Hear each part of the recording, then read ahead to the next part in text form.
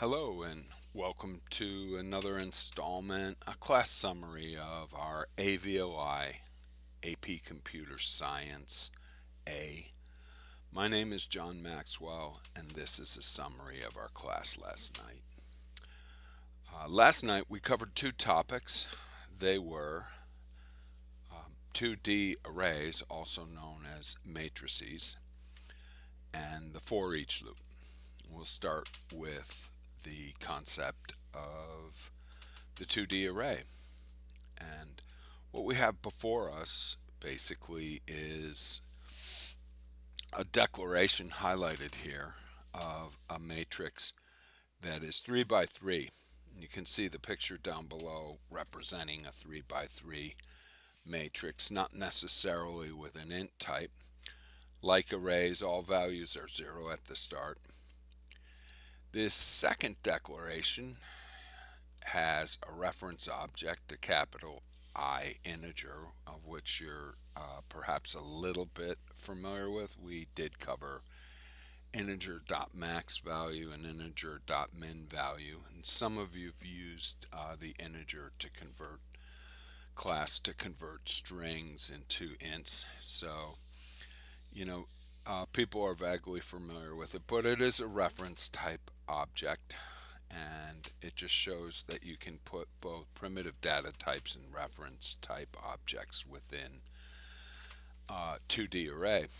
And like an array, all values are null at the start, meaning that none of them have been instantiated or aka created. The third declaration creates a matrix of strings 3 by 3. And if you multiply 3 times 3, you get 9, and the picture shows that there are 9 um, cells within this matrix. Now, one of the things that's very important is that the subscripting for a matrix is starting at 0, 0. Just like an array starts at index position 0, the matrix starts at 0, 0. The first element is the row coordinate. So this is row 0. That refers to this element here, the first in the square brace. The second element is the column coordinate. So collectively, this cell is located at 0, 0. And this whole row is an array. And we'll return to that concept later. But similar to why they're called an array of array, each row in a matrix is itself an array. So it consists of 3 arrays stored in rows 0 through 2. And 3, again, is the size of the number of rows, here 3, but the last coordinate is 2 because the numbering starts at 0. So you can see the coordinate 0, 0 in the bottom right is 2, 2, and this is a graphic depiction, and if I go right to the code without showing you the picture, sometimes it's hard to visualize. So what I'm going to do is cut to the code, all right, and show you how it actually works in practice. Okay, so here I have a file that attempts to use a matrix, and I declare one here called SQ square, and it's 4 by 4, meaning it can hold 16 pieces of data of the type int.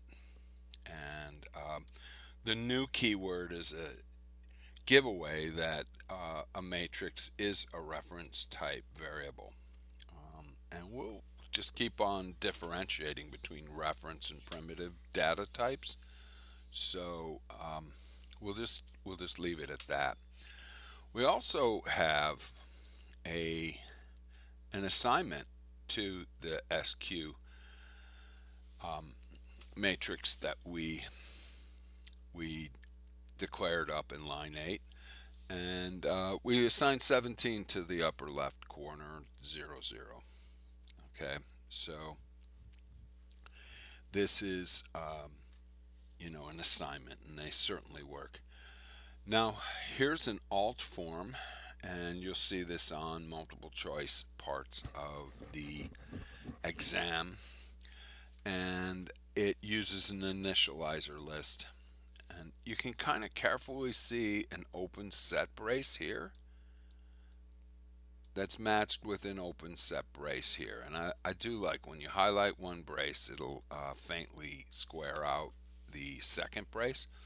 So collectively, all of this is the matrix. All right. And again, it's a 4 by 4 because in here you see a declaration for each row within its own set of set braces.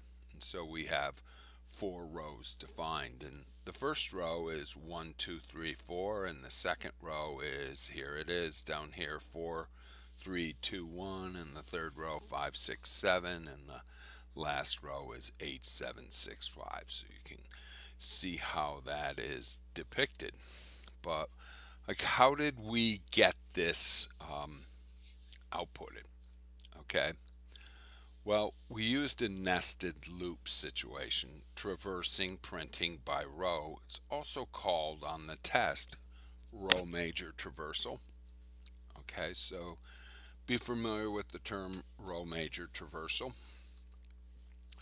Well, the rows begin at 0 and go to just one less than the length of the matrix. Well, what that does is return the number of rows. So sq2.length returns the number of rows. And you go row by row, row plus plus. And likewise, for each row, we're going to print out all the values in all the columns. So starting at column 0 and going to the length of the row. And recall that each row is an array, so we can ask SQ2 square brace row, which indicates that particular row. Dot length is how many values in that row. And it returns the length of the row, aka number of columns. And we ask it to print each element with a space in between. Here we go, right down here. And then at the end of each row, we force a line. So we system out .println so that we can move the output to the next line. And this is printing by row major traversal. And you're going to have to know that.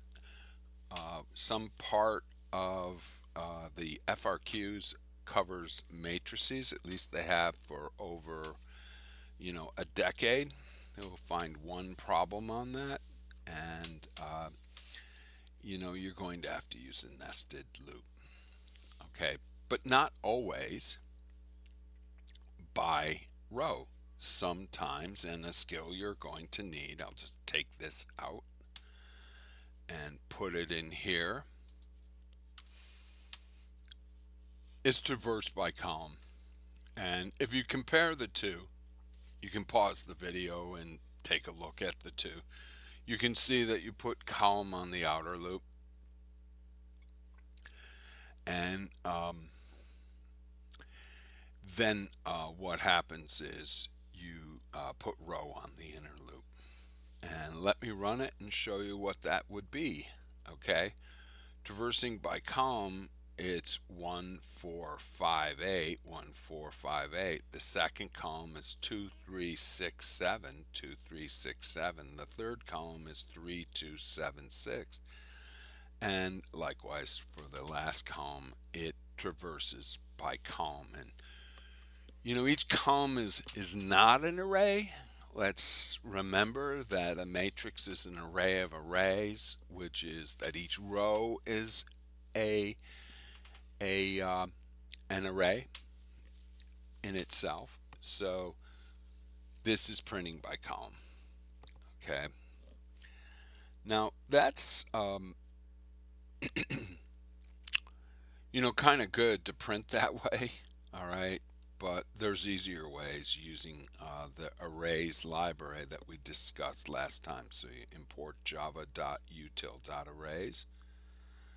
Let me just push this around. Control X, put it down below what I want to show, and then run it. Okay.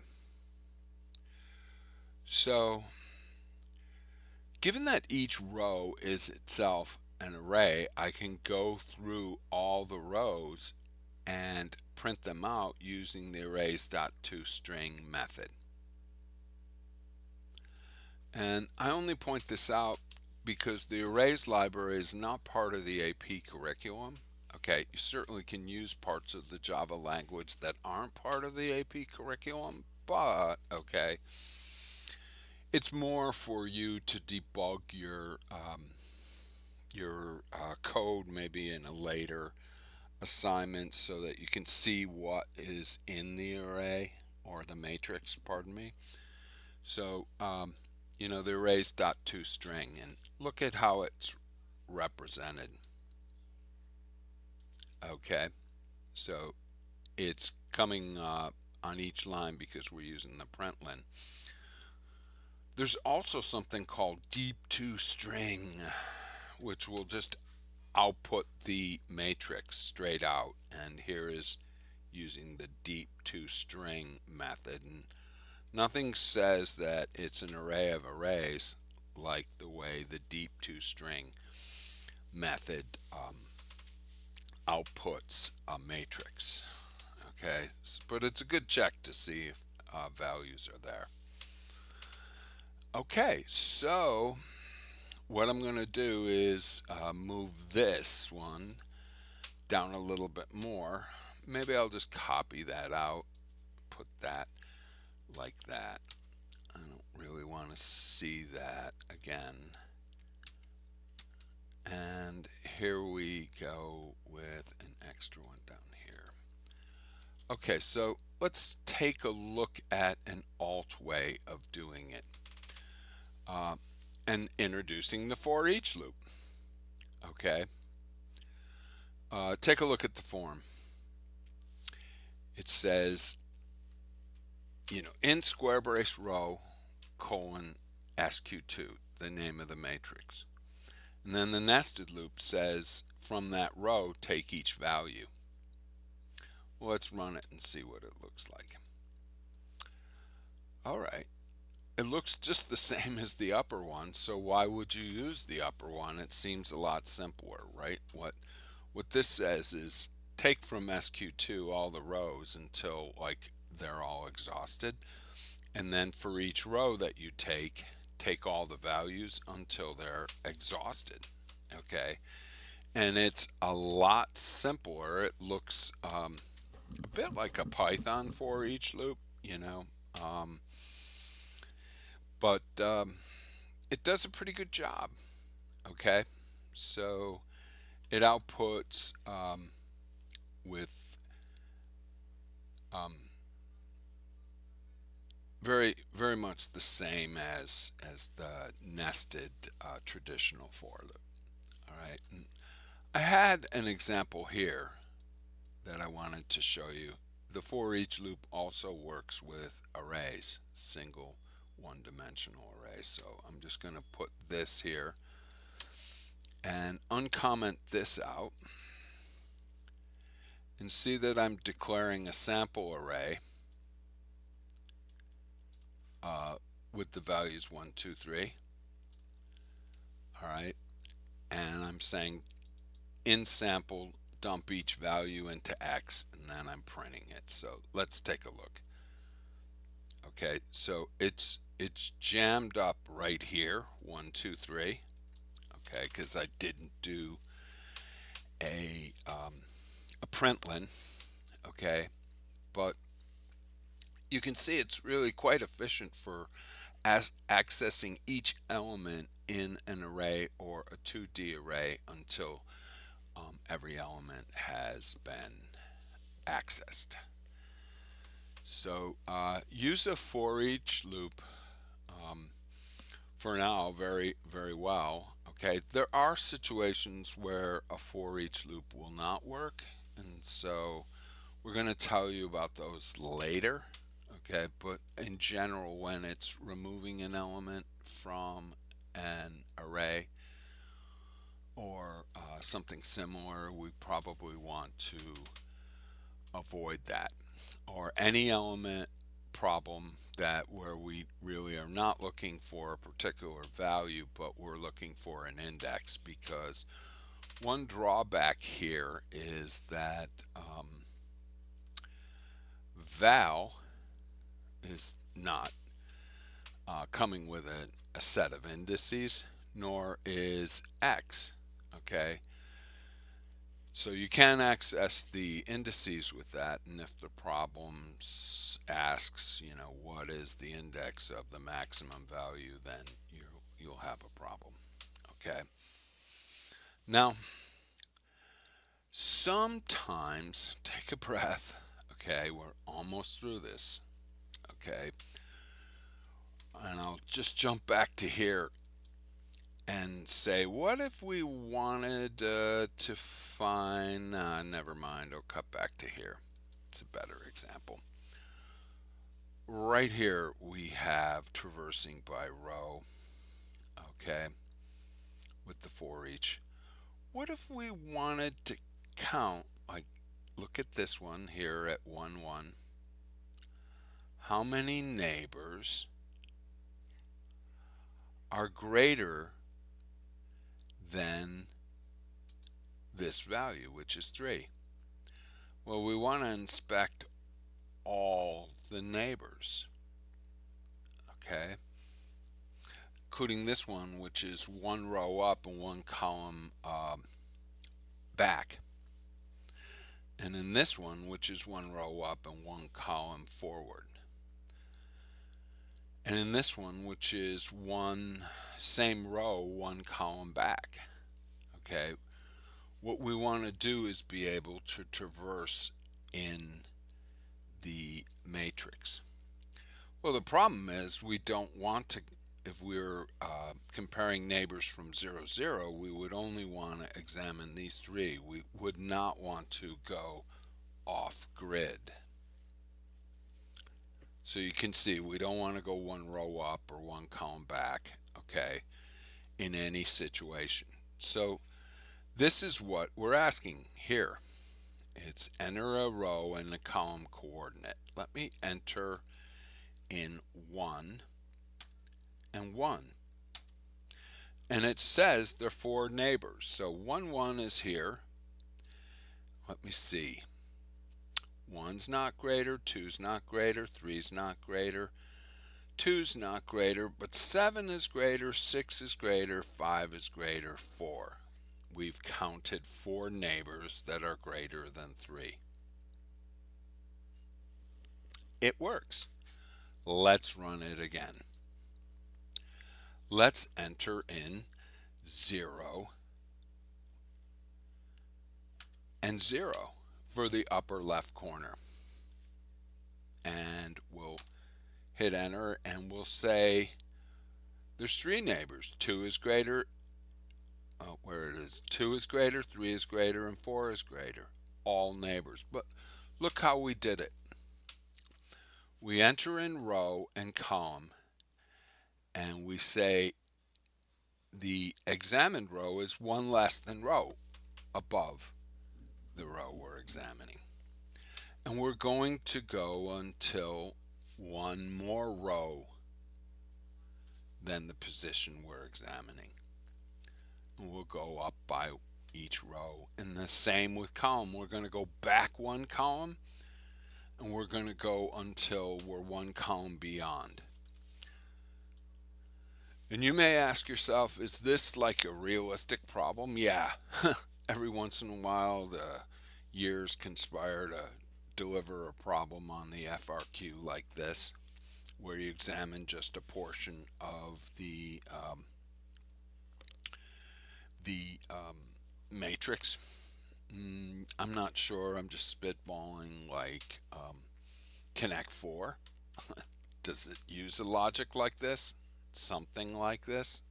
Could be. Okay. But what we want to do is prevent ourselves from going off grid. So if it's greater than equal to 0 and it's less than the length and less than the length of the matrix and less than the length of the row, then great, we're on grid. So we can examine if it's greater than the value in the position we specified and then increase greater. So really what you're looking at is a quintessential matrix problem. It's usually one that requires some type of nested navigation and has an if statement in the middle. Okay, so that's something interesting. Be alert for it. It is one with a nested loop with some type of if statement. So when you read problems, understand maybe what's happening with it. Now, I neglected to say the answers to what people provided when they looked at a matrix. And, one person said, wow, that's a tic tac toe board. Right? Isn't it? Or in the past, I saw like a kid, okay, it was in Python, develop a full chess program. He was amazing. Okay. And then another guy made like checkers. And then I invited the class to point to the upper left of their screen and say, hey, look, that's pixels at 0, 0. Okay. So that, like, the screen itself is a matrix. All right. Which is really quite interesting to think about. And we found out that my resolution is 1920 by 1200. That is over 2 million pixels processed using a nested for loop or a nested set of loops. That's a lot of calculations every second because it refreshes. And fortunately, they invented the GPU, the graphic processing unit, which many of you rely on for your gaming, but later was applied to AI and other advanced mathematical modeling, graphic modeling. So, you know, the nested for loop is really a resource intensive, time intensive type of algorithm. You know, we found a 3 by 3 is just 9, a 4 by 4 is just 16 cells, but a 1920 by 1200 is over 2 million individual cells, pixels, each of which contain like red, green, blue, and perhaps more information. So each one has to be rendered in order to have your screen appear. It's a very bogged down type of approach, but unfortunately, there's no way to plow the field unless you start at the beginning and go to the end. Okay, so it is that process where the tractor moves across slowly, row by row, and eventually the whole um, field is planted. But like then again, when it refreshes, it needs to go through the process again. It's like springtime always in the matrix field. Well, I conclude with an odd analogy, but I conclude nonetheless. Good luck. Reach out this week if you have any questions.